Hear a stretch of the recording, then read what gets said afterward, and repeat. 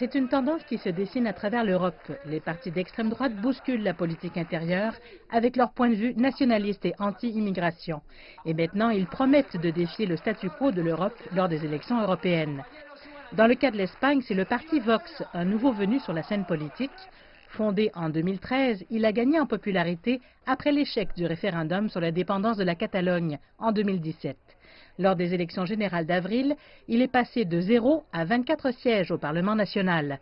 Vox rejette l'étiquette d'extrême droite et veut s'appeler un parti patriotique qui, selon Jorge Bussade, fait passer les intérêts des Espagnols au premier plan. Bruxelles a trop de pouvoir et l'a pris sans l'expliquer au peuple. Les Espagnols ne savent pas combien de pouvoir a Bruxelles. Les pays doivent avoir plus de liberté. Par exemple, Bruxelles veut les mêmes taxes partout en Europe. Nous pensons que l'Espagne devrait avoir le droit de décider de les réduire pour améliorer son économie. Ces sentiments que nous partageons avec d'autres citoyens se répandent dans d'autres pays. Le sentiment que Bruxelles veut imposer sa loi est en train de se répandre dans toute l'Europe. Alors, nous pensons pouvoir nouer des alliances pour arrêter un peu Bruxelles et réfléchir à l'avenir de l'Europe. L'immigration est au centre de la campagne que Vox mène pour les élections européennes.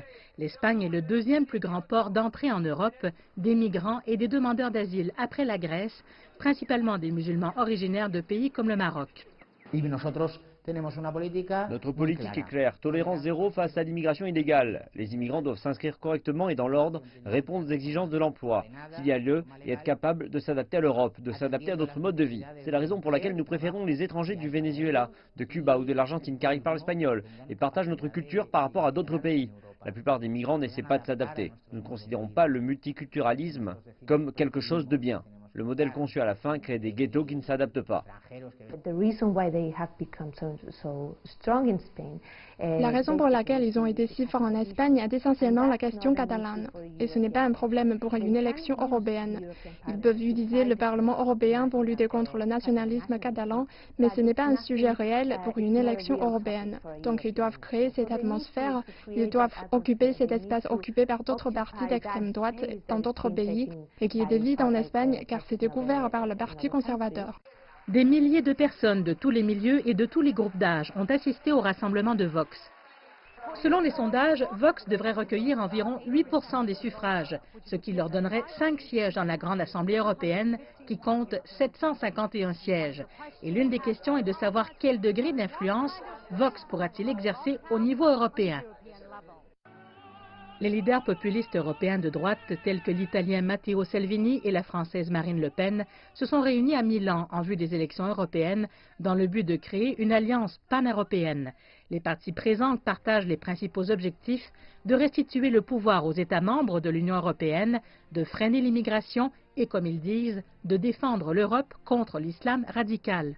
Jorge Bussade dit que Vox soutient de telles alliances futures, du moins en ce qui concerne l'immigration. Il ne s'agit ni de gouverner ni de diriger, mais plutôt d'influencer ensemble le reste des partis. Ils doivent comprendre que la question de l'immigration est vraiment importante et qu'elle est cachée. Les partis socialistes et populaires cachent la réalité de l'immigration, nous ne pouvons pas la cacher.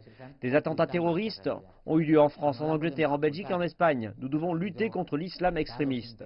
Cristina Manzano a déclaré que des questions telles que l'immigration et l'islam n'étaient pas vraiment présentes dans le débat espagnol, mais Vox les utilise pour construire une approche plus européenne de son programme. S'ils veulent avoir une voix en Europe, ils auront besoin d'alliances, ils devront trouver des problèmes communs, car lutter contre les indépendantistes catalans ne suffit pas pour qu'un petit parti ait une raison d'être au Parlement européen. Peut-être pendant un certain moment, mais cela s'estompera. Je pense qu'ils s'aligneront sur d'autres partis. Ils chercheront ces questions. Il est clair que l'immigration en fait partie, mais il y en aura d'autres comme la lutte de l'espace Schengen, les frontières et la souveraineté partagée des institutions européennes. Tout cela pourra clairement se trouver dans leur ordre du jour. Les analystes s'attendent à ce que les partis d'extrême droite obtiennent environ 20% des voix aux élections européennes. Et comme la politique européenne est traditionnellement dominée par les partis de centre-droit et de centre-gauche, la montée de partis comme Vox n'est pas passée inaperçue à Bruxelles.